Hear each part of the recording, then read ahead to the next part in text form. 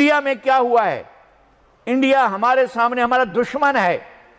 मैं एलानिया ये कहता हूं कि इंडिया हमारा दुश्मन है, लेकिन India third largest economy of the world बन गया है। यूरोपीय सेफ्टी एजेंसी EASA ने PIA और पाकिस्तानी तैयारों पर पाबंदी हटाने से इनकार कर दिया।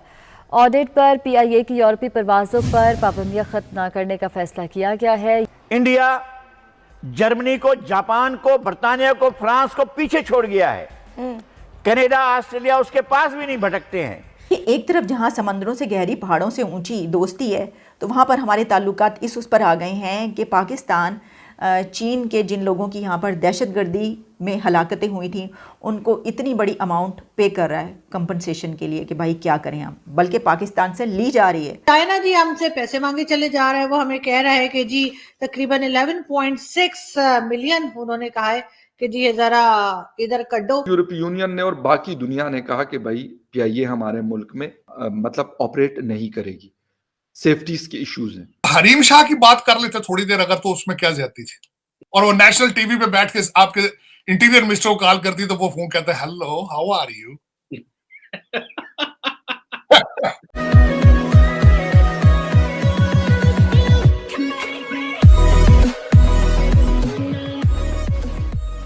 नमस्कार दोस्तों, पाकिस्तान के अंदर अगर आम पब्लिक हो, कोई पत्रकार हो, कोई पॉलिटिशियन हो या फिर कोई भी बड़ा आदमी हो, हमेशा इंडिया की बैशिंग तो करता है, लेकिन ये कहने पर भी मजबूर होता है कि इंडिया हमारा दुश्मन है, लेकिन फिर भी मुझे उनकी तारीफ़ करनी पड़ेगी। मतलब अब इंडिया के अंदर जो चीज़ों की प्रोग्रेस हो रही है, जिस चीज़ों की ग्रोथ हो रही है, अगर आप देखो अलग अलग फील्ड में, तो डेफिनेटली पाकिस्तान को ये चीज़ सबसे पहले कर लेनी चाहिए थी।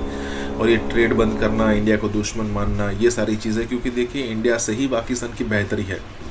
अगर मान लीजिए कि इंडिया इवन आज भी दवाइयाँ सप्लाई होती है, ट्रेड बंद है, फिर भी अगर इंडिया दवाइयाँ देना बंद कर दे तो पाकिस्तान के अंदर लाशें बेच सकती है। कहने का मतलब यही है यहाँ पर कि पाकिस्तान को अच्छा नहीं लगता इंडिया की तारीफ़ करना, मोदी की तारीफ़ करना, लेकिन वो मजबूरी में करते हैं। चाहे इंडिया की IT फील्ड हो, चाहे फार्मा फील्ड हो, चाहे इंफ्रास्ट्रक्चर वाइज बात हो, चाहे ट्रेन के सेगमेंट में हो, हर किसी चीज़ में इंडिया जो ग्रोथ कर रहा है, तभी जाकर पाकिस्तानी तारीफ़ करने पर मजबूर होता है। इसी के साथ ही वीडियो शुरू करते हैं। और हाँ दोस्तों, सुपर थैंक्स के जरिए हमारी मदद करना ना भूलें। अरे यार, आप अपना मुकाबला जर्मनी और बर्तानिया और अमेरिका और फ्रांस और ऑस्ट्रेलिया और कनाडा से क्यों करते हैं? आप अपना मुकाबला करें बराबर में आपके जो मुल्क हैं, साउथ एशियन कंट्रीज के साथ करें। वहां क्या आपका मुकाबला है?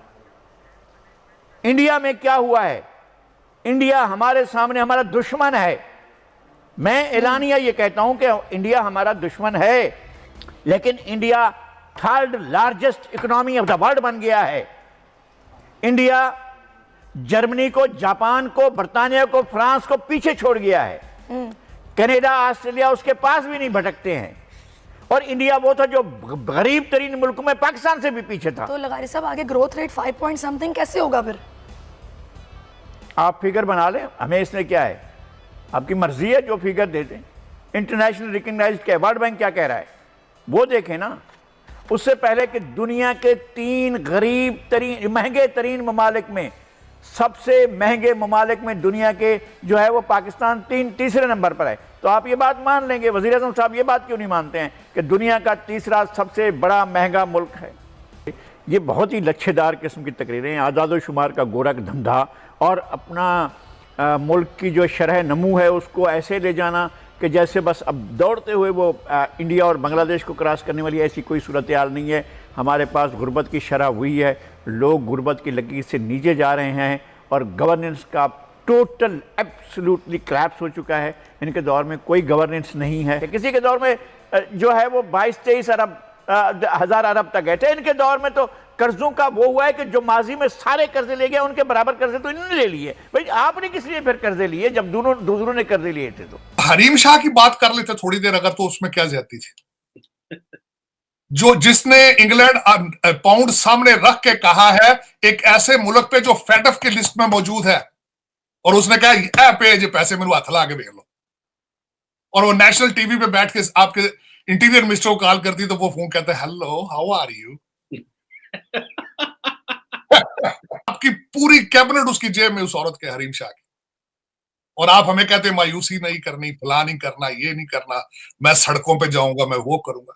आपका तो आपकी सारी कहते हैं ना वो जादूगर की जान ना तोते के पिंजरे में, आप सारी आपकी जान तो हरीम शाह के टेलीफोन पे मौजूद है।